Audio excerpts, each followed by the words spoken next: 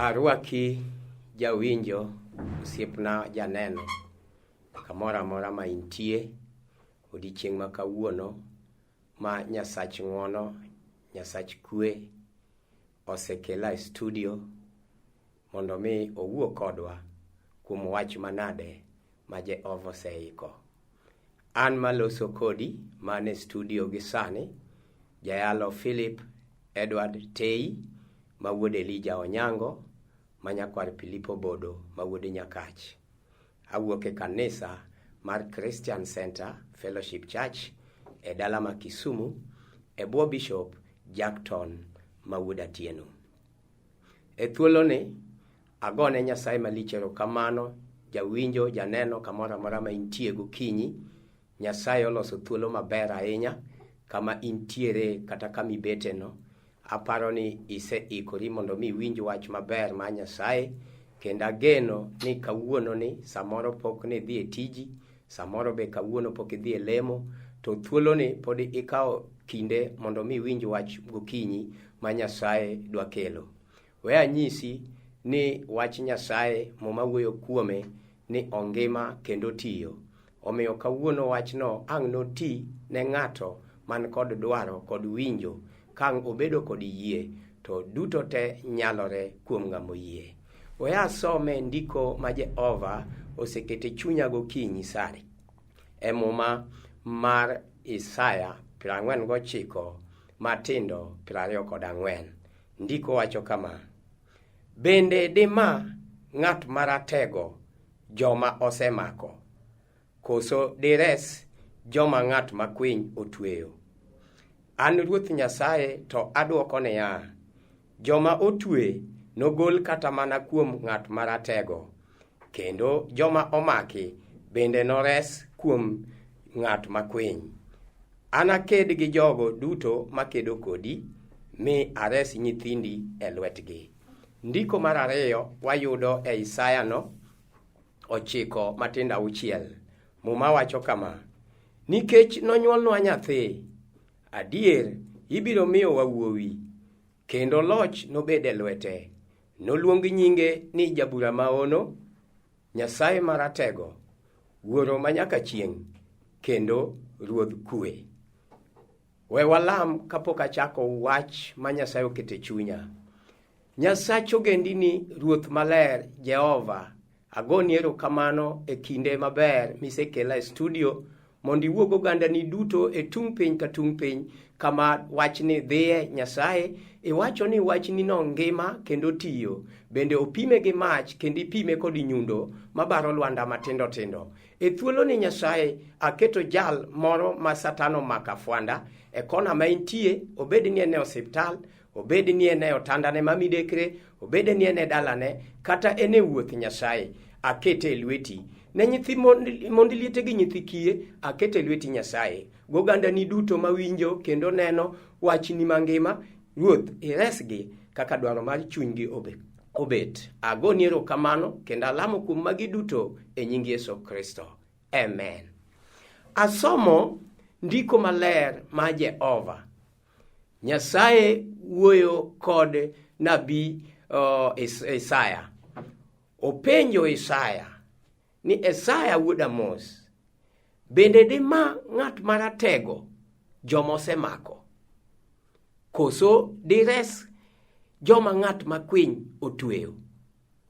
Mano penjo ma no orne Isaya janabi mondo nyis oganda maler ma Jehova, nyithi Nyasaye, ni kama intiere no be in gi teko mar mayo ng'at maratego joma osemako. We awuoni kuom jal maratego ma muma wuoyo kuome e Isaya masomo sani 49:24.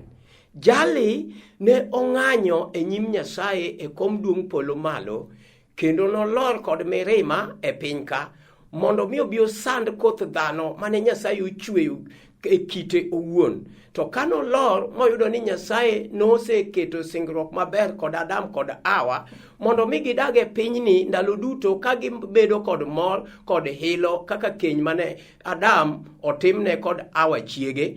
Jasigu ng'at marach maratego mawuoyo kuome ni ne en jamirima mi nolor kod teko maduong' mondo omak nyithi mon kamoro amora ma gintie, kamoro amora moyudogie. Mane momiyo jasiguno, jal maratego, nodonjo makata sama wuoye kodi ni omako miere afwanda, kendo onge ng'ama onyalo reso jal makamano. Kawuoyo sani kata kaminena, nitie dala moro ma jochiende ratego mar ura odonje, ma nyithindo somo, to kata kamano onge ber manyalo wuok e dalano. Inyalo yudo ka nyithindo mera, kendo moko nega ji kuriyo, moko bende gore agoya, kendo moko timbe gi richo ka gin nyithindo ma yawuoyi. Nitie miere makamano kata seche ma wuoye kodini. Bende nitie miere ma nyiri nonyuol, kendo kata kane inyuolo nyithindi, nin kod geno, kaka ahinya miyo, dhako bedoga kod geno samo mako ich. To ka osemako ich, tiyudo ka en kod geno, kendo en kod yie kuom dwaro maber ni odhi yudo nyathi. To kosenyuolo nyathino, to obedo kod teko mar miye nying, kendo nying michako nyathi, ichake nikech jonyuol gi ohero. Iyudo ni nyathini dongo kendo somo maber. Kata kamano, kosea moketho pesa moduogo gi cheti mang'eny miage somo nyake mbalariany, to nyathini donjo mane e timbe mag ndhaga, mag chode, mag ura, mag ran, mag kethruok. Adieri sechego chuny janyuol winjo matek. To mierego nitie kata chil kawuono.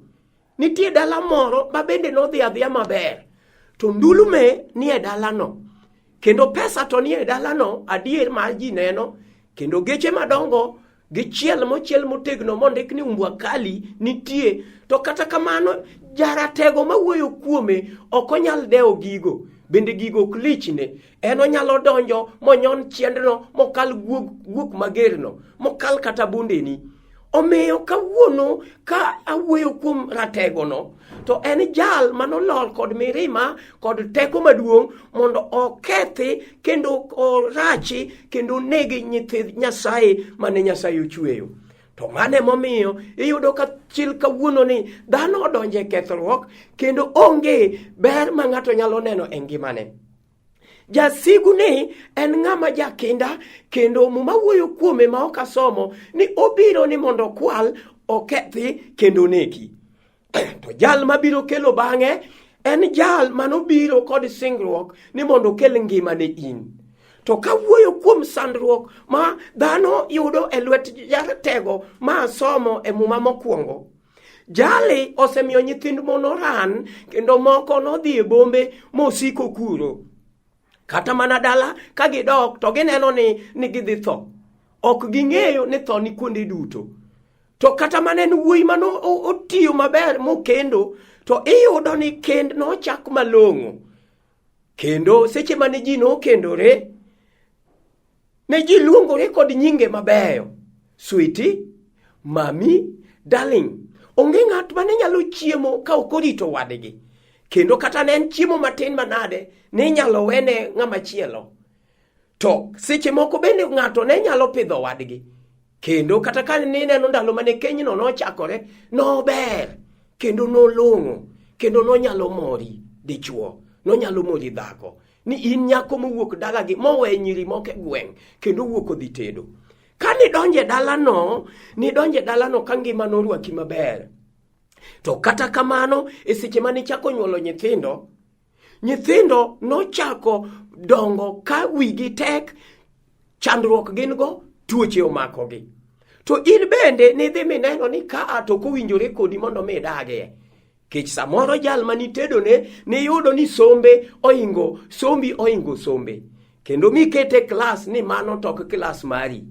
To we anyisi ni kane dako dhi nyime, ni neno miwacho ni dagni okanyal, awayo ojogore gi lak.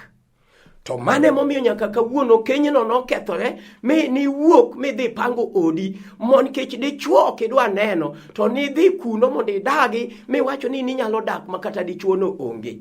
To ne, sechegi makore wacho ni dak makata dichuo onge, to dichuo ema chulo ni ot ma ineno intiere saneno. Chuo mon wegi emikao to idhi keto koro lokore chuogi ma kendi kawuono to kiny weyi, to kendi kawuono to kiny weyi, ni mar mondo mi chiem nikech dak gi chuodi no tami ni awayo ne jogore gi lak. Adwa nyisi ni mano ken dwaro mari. Kendo adwa nyisi ni mano samoro ok ni chuny mani tedogo ka ni donje dalano. To mano en jal mawuoyo kuome miluongo ni Ratego. Muma wacho ni komako ng'ato, ere ng'ama nyalo maye. To kata kotweyo gi nyoroche, ere ng'ama nyalo gonye? Onge ng'ama nyalo gonye. Omiyo thuolo ni en thuolo maber dichuo. Jaduong' en thuolo maber. Ng'ane dalani go juok mobedo e dalani mar alwora kanyo. Donge no ber kane chako. To sama kora wuoyo kodi ni dalani odong' denge. Odong' sele. Odong' ni onge geno manyalo yudore e dalano. Gokinyi ber ne jal mawinjo ma samoro Ratego mawuoyo kuome omaka fwanda. Kendo ng'ama nyalo rese kata sani onge. Osetemo nyaka dhi ka polis, to ka polis ok nyal golo Ratego. Osedhi nyaka kafeda ok nyal golo Ratego. Osedhi nyaka ka juoki nyinge gi dongo mwawinjo nyaka londo sani, to otamore Ratego ok nyal wuok. Osedhi nyaka kuom jolemo ma lemo to wuotho makwayo pesa. Manyisi ni lokruok ni nitie jolemo mag jomiriambo. Muma wuoyo kuomgi ni gin gibiro mondo mi giketre ni gin jo Nyasaye, to ok gin jo Nyasaye. Gin bende isedhi irgi. Mi go chongi piny. Mi kulore ne nyisichegi. We anyisi, thuolo ber. Odhia okinyi ne ber. Nitie jal moro ma iluongo ni Yesu. Isaya onene. Ka Nyasaye unyise niya, iwinjo Isaya, ibiro nyuolonwa nyathi. Adier ibiro miyo wawuowi. Noluongi nyinge ni Jabura Maono, Nyasaye Maratego, Wuoro manyaka chieng', kendo Ruodh Kwe. Winje nyinge Jehova, nyinge mabeyo. En Ratego makoro ang' no ng'ang'ni kod Ratego. En aluonge gane Ratego mar roteke. To kata mana sama wuoyo kodi ni onge gima tek manyalo tame. Kata ka dalani omoko marach, ineno ka gik moko kethore, tuo ma dwe ka dwe ni e dalano. Bed kod yie ni sami winjago gi studio sani. Dwa timore ni kendo dwa neno hono ma Nyasaye. Yesu muma wuoyo kuome ni en achiel nyoro tinende kawuono nyaka chieng'. Gik manotimo e ndalo mag muma. Jalo wuod Nyasaye mangima. Aluonge ni tinga komeko. Gik mokuny matut manodhi mfut moniang'. Kata gin choke. Kata gin piende. Mano yang jamni chiaye mokuny molamie nyiseche. Mokuny modhi matut. Ma jomosumo osemanyo. Jo nyakalondo kod jombofwa osetemo. Ok nyalre. Jalo aluonge gani tinga komeko. Onyalo donjo moting' gigo malo mogol. Gik mane Ratego nokunyo. Nikech en Ratego maroteke. E ndalo mag muma. Nodonje piny moro ni piny Gerasi.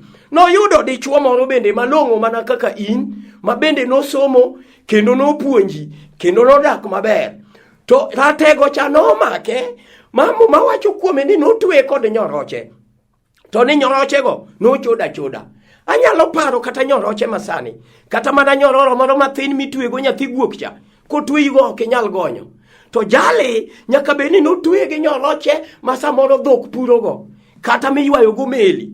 To muma wacho ni nyorochego noriadogi kendo nochodogi. Ratego Satan nomiye teko mar chodo gigo. Mi nogole dalagi modhi e piny kaburini e lak nam e nam Galili. Kano chopo kacha nong'olore gi kite kendo nodhi mane gode kano ywak kogo nduru. Wuoyino nowuok dalagi. Agone Nyasaye erokamano, Amina Jakondo Mula. Jalo nowara kaleo e piny Nyakach Kabodho. Katimonu nenda awuoro hono ma Nyasaye kabede studio ka kod okinyi. Ni ano kan dhano mani nyalo pim kendo nok nyal ng'e ni nyalo bet ka koro piny duto neno. Ni mar ana kethora kendo na jal marach kana donje piny boma ka e Kisumu ka. Na donje gurube osiepe maga ola mi nodhi opuonja karati, mi nodhi opuonja timbe maundu, kendo wan ne wamako nyiri godiechieng' ok gotieno to ne wadwa timo gotura. Awuoro gima Ratego maroteke notime ngimana. Jali an kana wuok ni nadwaro ng'ama nyako ma nadwaro. Ne ok nyal tama nikech kata natentina nyadundo to nan kod ring'o motegno machalo ringa luru. To nanyalo mako ng'ato ma ywa madhigo kendo matim go dwacha. Ne wan e vikundi to kata kamano nagoji kendo nagoji e keke mag yore. Ng'ato kanyalo pimo ni sani ok inyal yie. To ne wan gi yawuoyi moko e dala ma Kisumo, anyalo parogi, moro niluongo ni Ndinya, moro niluongo ni Lucifer, moro niluongo ni Mumayaga. Sani mago jok mane lo magoro setero. Ang'o momiyo an ratego mar oteke pod owena ngima? Nikech en jares manyalo reso ng'ato kolewe pidh yugi. Iwinjo dhako, kata obedo ni kenyni no osedhi marach. Adwa nyisi ni kawuono ratego mar oteke, Yesu Kristo ja Nazareth, manolereso wuodgi rasi. Wachne no ngima kendo wachne no tiyo. Wachne no kiore dalani, kiore kuom ng'ama tuo, duto te nyalore. Obedi ni en dala ma jachino makafwanda, kata nyiri ok dhi tedo, kata yawuoyi ok kendi, ute onge dala, kong'o emolewe dala, tuoche omako ji, onge kaka ji timre, mifadhi ni e dala no, kech kod muodo lak nitie, onge geno, gik ma kata dala no pod iliele kod nyangile, gik ma mama nyachon ma pod iliele nyagi nyangile nyaka sani. Iwinjo, mago gin mire mosiko, ma kata gima ber manyalo wuoke onge. To ya nyisi nitie jageno, jakel geno. Asenene kate kanisa kama antie kotimo ono. No timo ne dhako moro ono e piny Game Jejra, dhako maniluongo ni Jennifer Udundo, mane tuoche mag stress ne chando ngimane. To chieng' mane owinjo wach Nyasaye makoro ayalo gokinyi, Jennifer nobedo mangima nyaka chil kawuono e piny Game Jejra, mana chiel kuom mama kanisa manie bad kanisa wa e piny Game. Ka abiro iri Kisumu ka, wach Nyasaye ochango wang' nyako maniluongo ni Ludfina Wuor manyaka bondo, manyaro thoro, manyari nyapalo. Nyako ni ne otiyo gi pesa kadhi Sabatia Eye Clinic pile koketho pesa. To kano winjo wach Jehova ma okaw yie, nobiro makata sani wachokore kode kanisa mano neno maradier makibiro to Ludfin sani neno maonge glasses e wang'e. Oneno kato idho pikipiki onge gimoketo. Mana wuoyo kuom ratego mar oteke manyalo reso nyathi dhako moro mokwamo moleo modiwo maonge kaka tim. Kati kwamo mama, ni inbesi ni osedhi tedo. Kati kwamo dichuo, ni niluongi mana ni mangala. Kata kin gi chiegino, to ichal kode in dhako. Adwa na nyisi ni onge duto te nyalore. Nyasaye osetimo ni ji one kanisa, nyaka luche osenyuol, nyaka jokisoni osedhodho nyithindo. Kawuono ni joma tije onge negi, tije gi yudo sani. Ne nitie wuoyi moro e kanisa mantie, iluonge ni Esbon Odoyo, mano neno maradier. Nen wuoyi mane mana ninja, ma jonyuolne nowe lwet nono, mane ok osomo malong'o, entie nyaka sani. Jali Nyasaye nowaro mi noloso molok kela rieko ne obedo tamam. Kata kawuono ni jalo pod tiyo tije madongo mag plumbing, iluonge mana nyaka pinje mag Somali, pinje mag Dubai. Wuoyi mane ninja mane piny ojwang'o sani idho ndege, kendo entie kibire kanisa to biro timo ni neno. Awuoyo kuom jal manyalo gik moko duto. Okinyi ber, adwa na lam kodi Nyasaye. Obedi chandruok mane machandi dhako, obedi chandruok mane machandi dichuo, iwinjo kata nyithindo bedo rohuri ni, kata pesa maonge mitergo nyithinde e skul, kata dhako kwamo dala iyo moko, nyathi onge dalo seluonge ni mama sofa. Kawuono nyalore kuom ng'amoyie. Awuoyo kuom ratego mar oteke, iluonge ni Yesu ja Nazareth, jal manoreso dhako mane iyo sichwiri gina 12. Inang'o manyalo tame kuomi? Duto te nyalore kuom ng'amoyie. Adwa na lam kodi Nyasaye, mi wangi mondo walama limo awinjo katie mare osedonje ka. Nyasaye manyalo gik moko duto dware siku kinyi sani. Iwinjo wach ni ngima oseteme moyude no nyalo. Odwa timo ni gik madongo, mi wangi mondo walam. Ero kamano Nyasaye maratego, Ruoth mosiko manyaka chieng', Ruodh kwe michiwo piny onge go. No jogo no teme ga juoke otamore, oteme gi misuma otamore, oteme gi nyakalondo otamore. Ruoth wachni no ngima kendo tiyo. Wachni no ema noresa e piny Nyakath Kabodho, kana leo gi jochiende mag dhao, jochiende mag ura, jochiende manomaka matek, mana mako ji gi thuon. Nyasaye nigolona. Gokinyi sani ineno dhako no, ineno dichuo no, ineno jaduong' no madala ne okwamo, ineno nyathino, dala momoko motamore maonge kaka inyalo tim. Nyasaye donji mondi muki gimoro amora mane jasigu no pidho. Gol oko e nying Yesu Kristo. Nyasaye manyalo gik moko duto timne ono kod sani. Obedi tuo manade mar choke moseteme dakteche ok nyalore kuomi kod okinyi. Nyasaye mangima alami kang'eyo ni in itimo kendo ireso ng'ama omoko kendo ireso ng'ama olewo. Mi dhako no teko, mi jaduong' no nyalo, mi ngima Nyasaye rese pidhi yugi kata kolewo gi nyithinde kata dhako no ringo weyo dong' nyamasi. Jehova yie mondi ume, yie mondi chiele kod tekoni mondo nyingi oyud duong'. Alamo kuom teko maduong' e nying Yesu Kristo ma Nazareth. Amen. Tudri koda e namba mar simo mondo walam kodi Jehova 0707525582 07 52 Arwaki e chokruok mano timre giko dweni e kanisa mar Nyalenda Kisumu. Chopi mondo ine gik madongo ma Nyasaye timo. Inyalo gochona mondo ami odiechieng' kendo kaka ibiro. Wan kod chokruoge mag Pasaka.